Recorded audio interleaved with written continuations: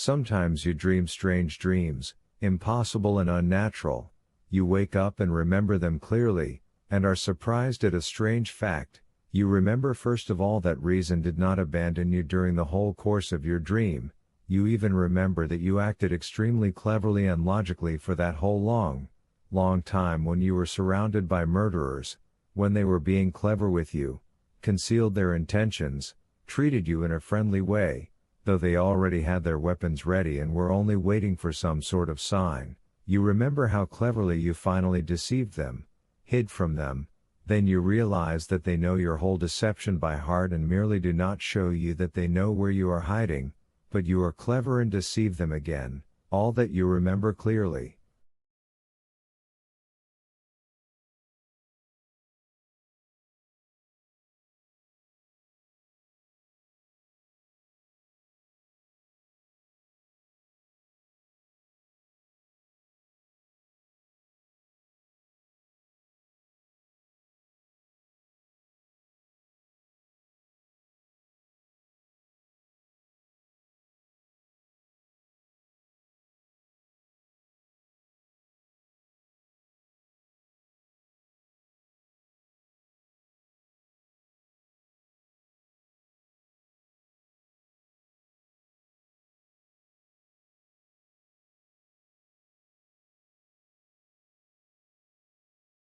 But why at the same time could your reason be reconciled with such obvious absurdities and impossibilities, with which, among other things, your dream was filled?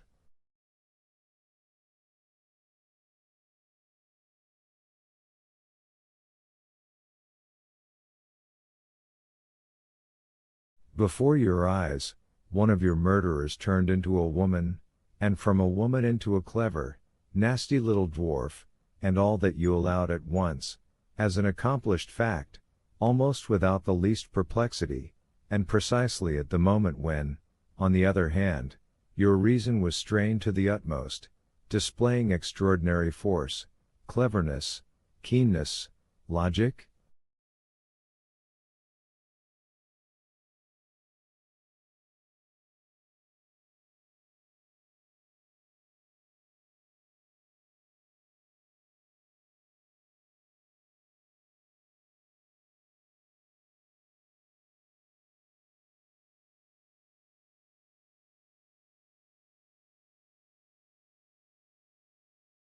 Why, also, on awakening from your dream and entering fully into reality, do you feel almost every time, and occasionally with an extraordinary force of impression, that along with the dream you are leaving behind something you have failed to fathom?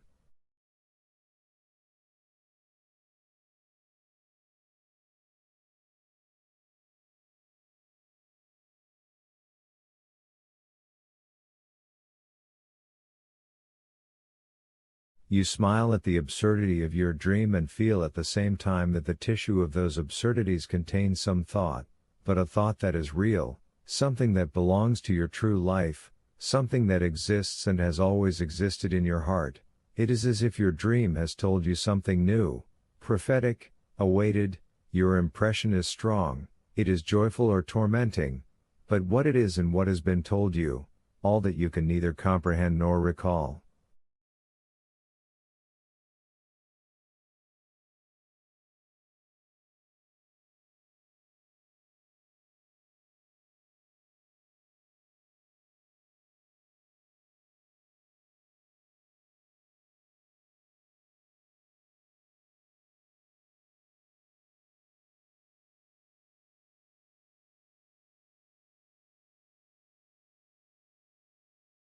It was almost the same after these letters.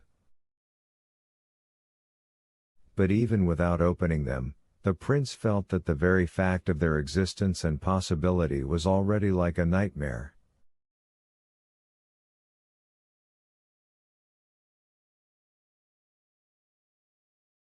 How did she dare write to her? He asked, wandering alone in the evening, sometimes not even remembering himself where he was walking.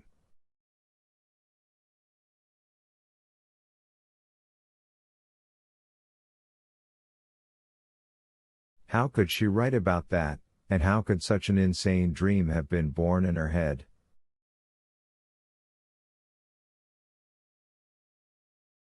But that dream had already been realized, and what was most astonishing for him was that, while he was reading these letters, he almost believed himself in the possibility and even the justification of that dream.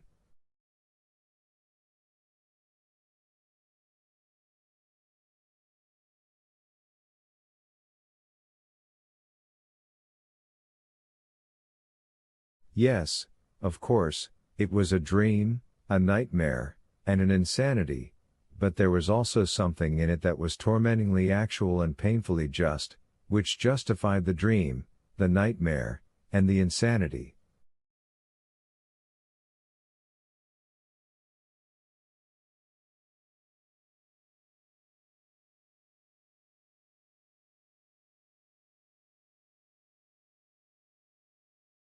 For several hours in a row he was as if delirious with what he had read, continually recalled fragments, lingered over them, reflected on them.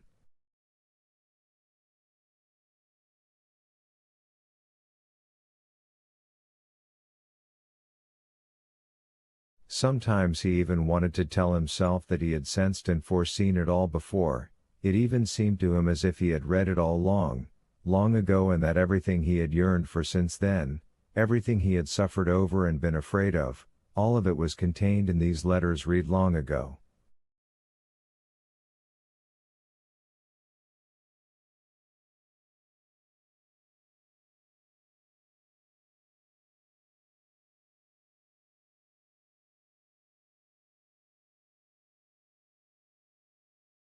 When you open this letter, so the first one began, you will first of all look at the signature.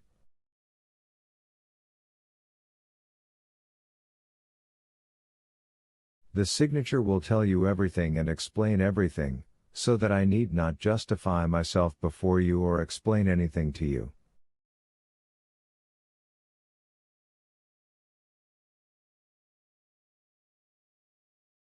If I were even slightly your equal, you might be offended at such boldness, but who am I and who are you?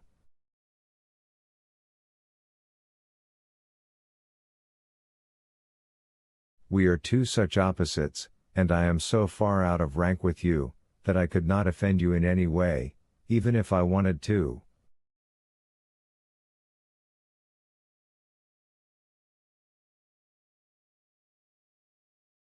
Further on in another place she wrote, "Do not consider my words the morbid rapture of a morbid mind, but for me you are perfection."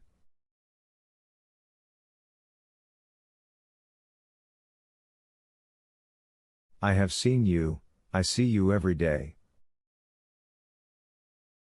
I do not judge you, it is not by reason that I have come to consider you perfection, I simply believe it.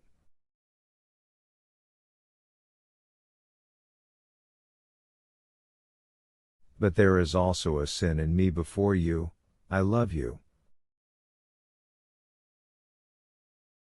Perfection cannot be loved, perfection can only be looked at as perfection, isn't that so?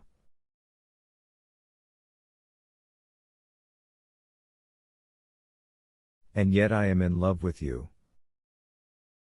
Love equates people, but don't worry, I have never equated myself with you even in my innermost thoughts.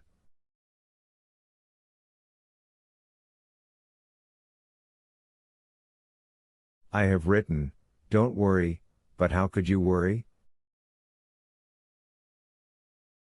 If it were possible, I would kiss the prints of your feet. Oh, I am not trying to make us equals, look at the signature, quickly look at the signature.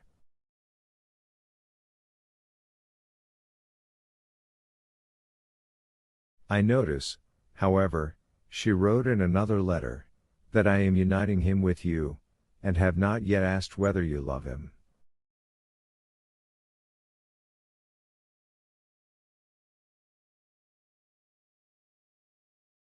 He loved you after seeing you only once. He remembered you as light, Those were his own words, I heard them from him. But even without words I understood that you were his light. I lived by him for a whole month, and here I understood that you love him as well, you and he are one for me.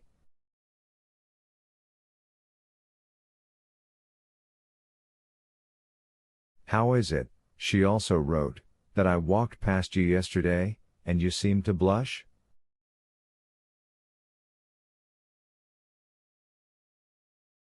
It cannot be, I must have imagined it. Even if they bring you to the filthiest den and show you naked vice, you should not blush, you cannot possibly be indignant over an offense.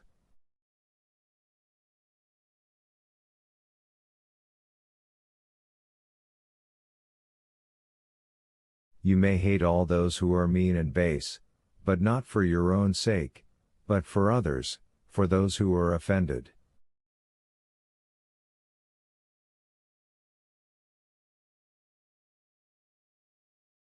No one can offend you. You know, it seems to me that you should even love me. You are the same for me as for him, a bright spirit. An angel cannot hate, and cannot not love.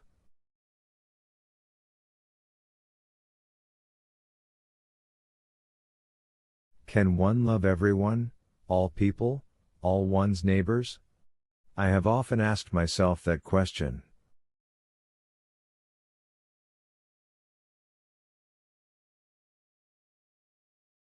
Of course not, and it is even unnatural. In an abstract love for mankind, one almost always loves oneself. It is impossible for us, but you are another matter. How could there be anyone you do not love, when you cannot compare yourself with anyone and when you are above any offense, above any personal indignation?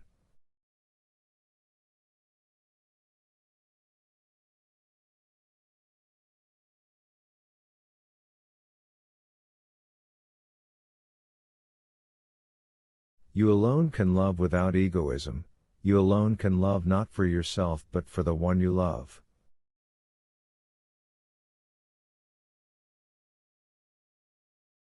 Oh, how bitter it would be for me to learn that you feel shame or wrath because of me.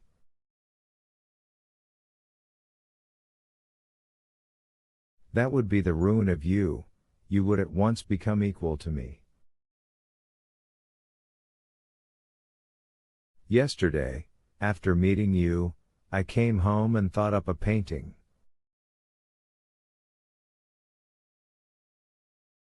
Artists all paint Christ according to the gospel stories, I would paint him differently, I would portray him alone, the disciples did sometimes leave him alone.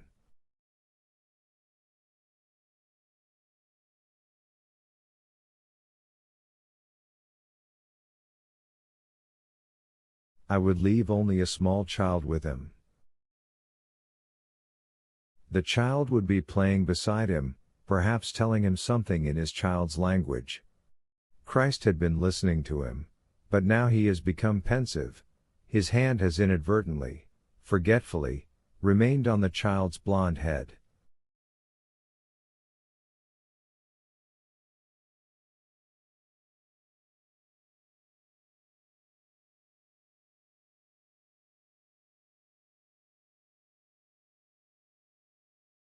He gazes into the distance, at the horizon, a thought as great as the whole world reposes in his eyes, his face is sad.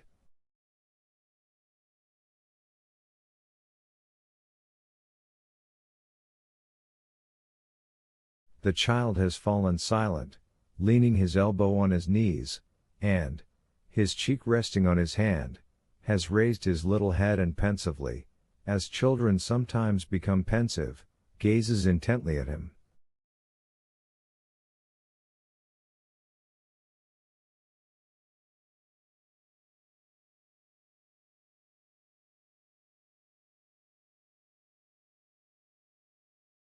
The sun is setting, that is my painting. You are innocent, and all your perfection is in your innocence. Oh, remember only that. What do you care about my passion for you? You are mine now, I shall be near you all my life, I shall die soon. Finally, in the very last letter there was, for God's sake, do not think anything about me, do not think, also, that I humiliate myself by writing to you like this, or that I am one of those who take pleasure in humiliating themselves, even though it is only out of pride.